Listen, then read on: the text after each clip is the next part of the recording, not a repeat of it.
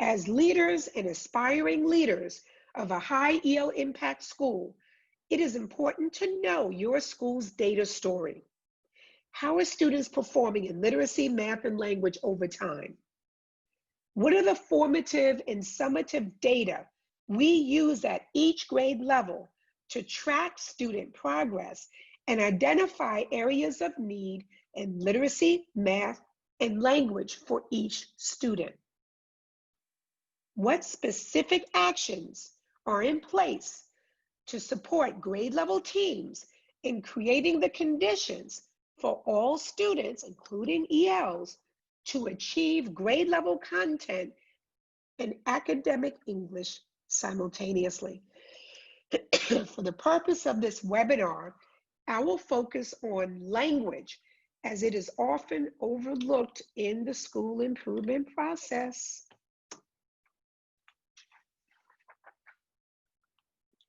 When we say language or language data, we are specifically referring to high stakes English language proficiency data required to meet federal accountability requirements for English learners to progress towards proficiency in English.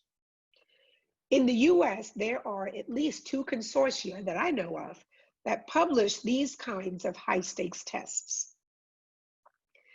The WIDA Assessing Comprehension and Communication in English State to State for English Learners Test, that's a mouthful, known as the WIDA Access for ELLs 2.0 test, is used in the state of Maryland, my home state, and 39 other states in the US.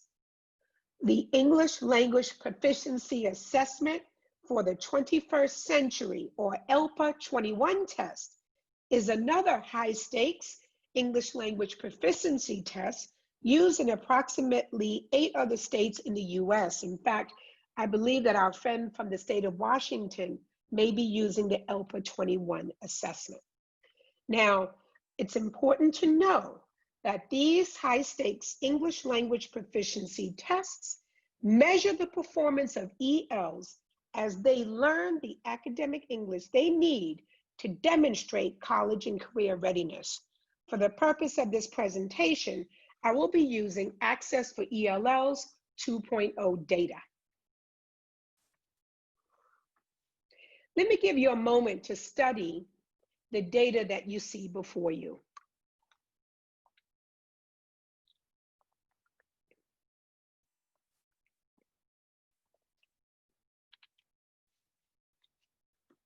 In front of you is a high EL impact school's English language proficiency data over time. You will notice that this graph displays 3 years of English language proficiency data for a high EL impact school broken down by grade level. These data reveal that this school has been able to improve the percent of ELs achieving growth to target in English language proficiency over the past 3 years. This is significant because this high EL impact school was intentional about eliminating the variance in its EL program model by developing grade level SMART goals and strategically aligned action plans. Let's take a closer look at grade level SMART goals and results. Here is a grade level literacy, math, and ELD goals and results dashboard used by a high EL impact school to track literacy, math, and language data over time. For the purpose of this webinar, I will focus in on the language data. Don't worry, at the end of the webinar, one of the resources that you will receive is this actual dashboard that will serve as an example and a template that you can use to begin to move your school toward an EL-centered school improvement journey. What I'd like to do is just make this a little larger so that we can zero in on how this is configured. First, I'd like you to note that we've listed the SMART goals for the district at the top of the document. That's super important because we want to make sure that we align what we are doing in the schoolhouse to what the district is also requiring. Below that, you will see the school SMART goals in literacy, math, and language. By having a SMART goal in literacy, the school is aligning its SMART goal to what the district's requires. Also, the SMART goal in math shows that we are aligned to what the district requires.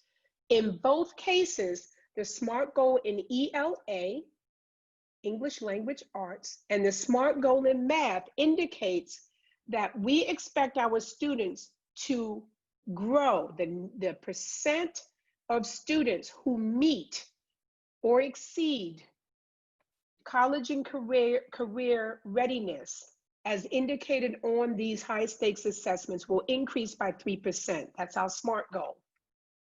And then for the purpose of this webinar, we want to zero in on the language goal. You know why, you can already guess why we want to zero in, because most schools don't have them, because most schools don't recognize that they need to have them, particularly when you are a high EL impact school. Let us take a look at that literacy language goal. And what I'm going to do is walk you through the results for first grade. Whoops, let me see if I can get back there. Hold on. All right, there we go. Let's take a look at first grade. And I want you to stay with me in the center of the screen. And you can see my cursor coming down. I'm going to zero in on the column in green, which says language. In the language portion of this dashboard, I'm showing you the summative results. Those would be the end of year results in English language proficiency. I'm showing you the percent of students who are meeting their growth to target goals as measured by that assessment. I am also showing you, that's the goal, excuse me. And then over here, where my mouse is, I'm showing you the result, the actual result of students who met that particular requirement, growth to target in English language proficiency, as measured by the Access for ELL's test. All right, let's look at first grade. Here I've got 3 years of data. In 2018, my result is shown in black font. The goal is shown in red font. So in 2018, we had a goal that 64% of our first graders would meet their growth to target in English language proficiency. The result was that 57% got it. I just shaded it in red just to show we missed the goal. So we took the 57% that did meet its growth target. And because we want to grow by 2%, we said for the next year, the goal will now be 59%. So we set a goal of 59% in 2019 of students in first grade meeting that growth to target. We came in at 58. Missed it by 1. All right. We said we're still increasing by 2. So for 2020, our SMART goal in the percent of students meeting growth to target will be 60%. Voila. Again, the 60% is 2 points over the 58, and we met that goal. So in first grade in 2020, 61% of the students met that goal. We use that particular strategy to set English language proficiency goals for every grade. So for example, as I scroll through, you can see in grade 4 what the goals were. And you can see that we managed to meet our goals in grade 4 each year. You'll also notice that the result dictates what the goal would be for the following year. And so we said we're going to grow by 2%. Once again, you see from 75% to 77%. Once again, 2019, we came in at 83%. We set the goal for the following year, 2 points higher. Set the goal for 85, we came in at 87. This is how you set SMART goals for grade levels. There's my 5th grade goal. And of course, here's my overall goal for the school. So if you are a high EL impact school, take the time to set SMART goals for the percent of students that are going to meet growth to target in English language proficiency as measured by whatever high stakes English language proficiency assessment you're using in your state. You will set goals for the school, and then you will also set goals for individual grade levels in collaboration with the teachers at those grade levels. So that is something that we want to do when we are beginning to move strategically to improve outcomes for students when our focus is on an EL-centered school improvement journey. Let's continue. The next level. So we've got school. We talked about grade level goals. Now we need to look at how are we helping individual teachers in the grade level monitor real-time data in the same 3 areas. Remember, literacy, math, and language. We have to figure out, now that we've set the goals, we have to figure out what is the leading data? What formative data are we going to use along the way to determine if indeed students are going to be meeting those goals? So let's take a look at this sample template that can be used to help teachers monitor how students are progressing toward achieving the goals in literacy, language, and math. So here's the template. ESOL teacher A, let's pretend this is 2nd grade. It's a 2nd grade template, sure. ESOL teacher A has all of her ESOL students there. ESOL teacher B has all of the ESOL students for 2nd grade there. High EL impact school, I can have 150 ESOL students in 2nd grade. So let's say ESOL teacher A, she has a number of students there. ESOL teacher B, she's serving a number of students. And both ESOL teachers then, for all of the students, collect data to try to get at how students are progressing toward English language proficiency. When you look at this, you will see that we're using SLO scores, which do not really align to the rigor of the Access for ELLs, but we had to use the data that we had at this time. It is English language proficiency data, and so we used it, but we used it with caution because we realized that the district's SLO assessment for English language proficiency did not quite align to the level of rigor that the state mandated assessment has, but we used the data. Then we decided we would look at the change. Okay, so we're looking at growth using that weaker SLO data point, but again, without the complete alignment to the summative English language proficiency assessment. We really couldn't trust it too much. So what we did was we began as a professional learning community to take student writing samples, spontaneous writing samples that students would use. And then we took a WIDA rubric. Remember, we're a WIDA state. So we want to use the resources that WIDA had that will give us an idea of what proficiency levels the students were functioning at, so that we can have a sense as to their readiness for the summative English language proficiency test. This is very much an adaptive leadership challenge. We struggled with having a formative English language proficiency test. I would venture to say most districts have that same struggle, because it was super hard for us to use, let's say, a WIDA model assessment as a formative assessment, because we did not have the capacity to administer an assessment to nearly 900 students that would give us formative data. We've got to solve it, because to lead for school improvement without good leading data in English language proficiency won't get us the biggest bang for our buck. It will not get us where we need to go. So there are limitations dealing with English language proficiency data.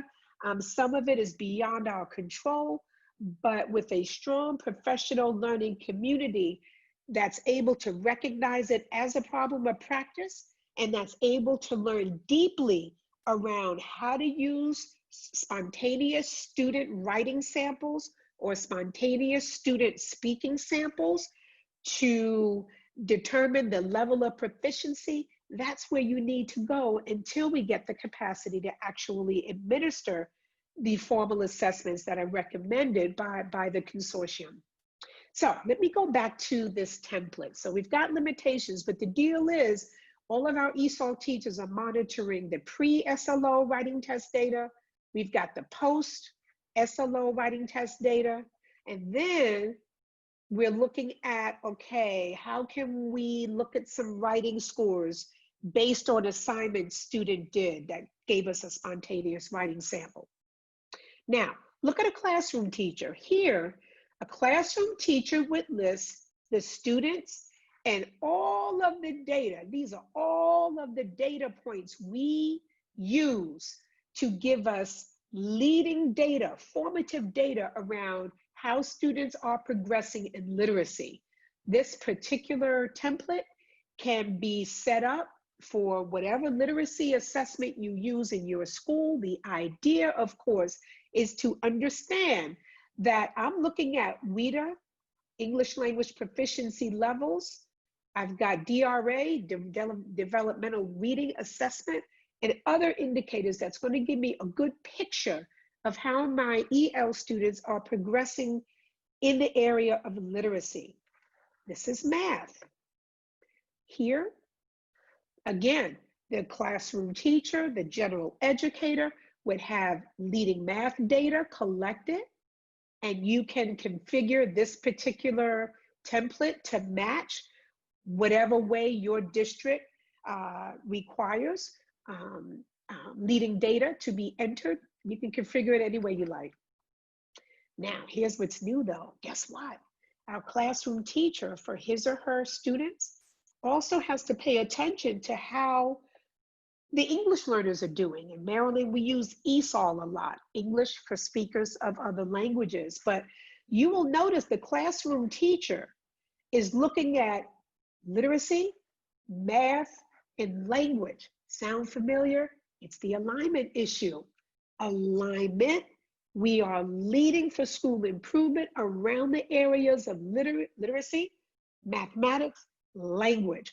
The classroom teacher, therefore, or the general educator, has to be attuned to understanding what the English language proficiency data mean. Of course, the ESOL teachers, being a member of that grade level professional learning community, works in making sure that each teacher has the leading English language proficiency data specifically for his or her students, and understands or supports the classroom teacher in using that data and making sense out of the data.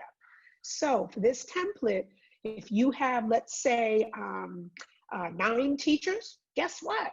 Each teacher is going to have 3 separate worksheets, one for literacy, one for math, and one for ESOL. And you would add additional tabs as needed. So again, the idea of being able to use a teacher level monitoring tool definitely promotes a shared responsibility for monitoring literacy, math, and language performance before it's too late. If indeed we are monitoring along the way, we have an opportunity to respond as a grade level professional learning community when students show us that they are not yet proficient in a particular standard, whatever it is, we've got the ability to respond.